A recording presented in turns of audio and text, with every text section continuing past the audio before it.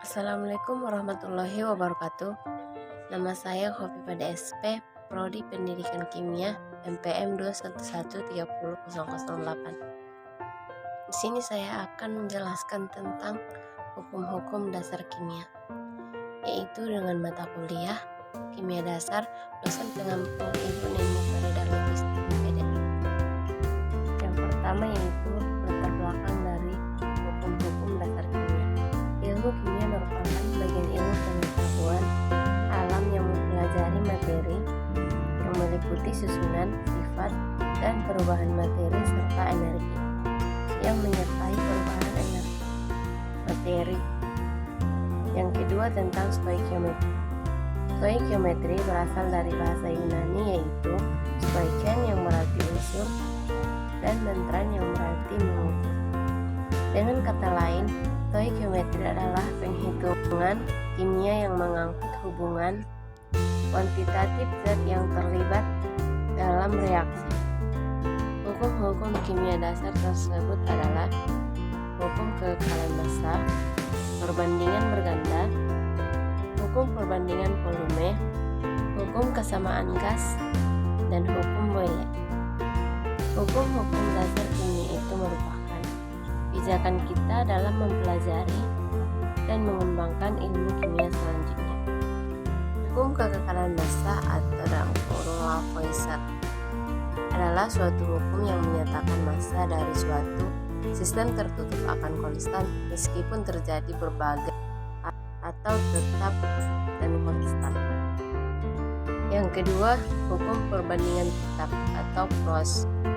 Salah satu sifat yang membedakan senyawa dengan campuran yaitu senyawa memiliki susunan yang tetap.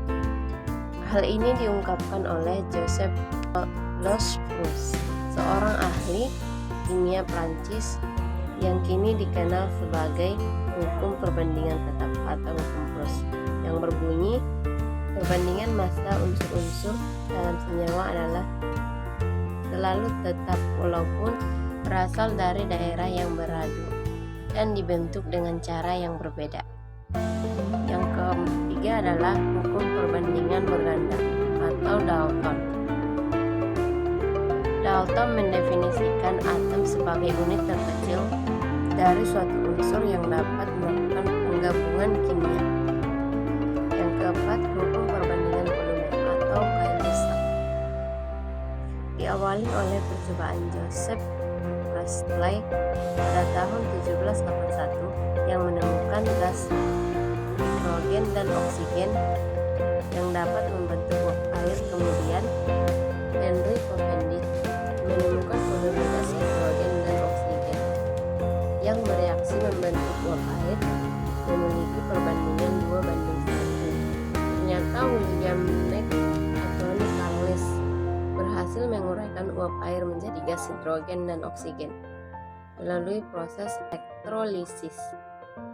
Yang kelima yaitu hukum kesamaan gas atau Avogadro. Banyak ahli termasuk Dalton dan Gay-Lussac gagal menjelaskan hukum perbandingan volume yang ditemukan oleh Gay-Lussac. Tidak mampuan Dalton karena ia menganggap partikel unsur selalu berupa atom tunggal atau monoatomic.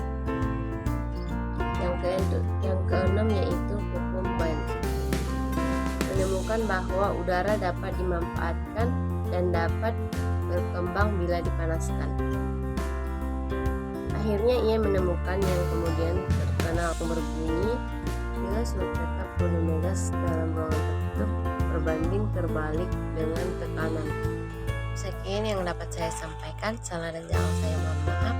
Semoga bermanfaat. Assalamualaikum warahmatullahi wabarakatuh.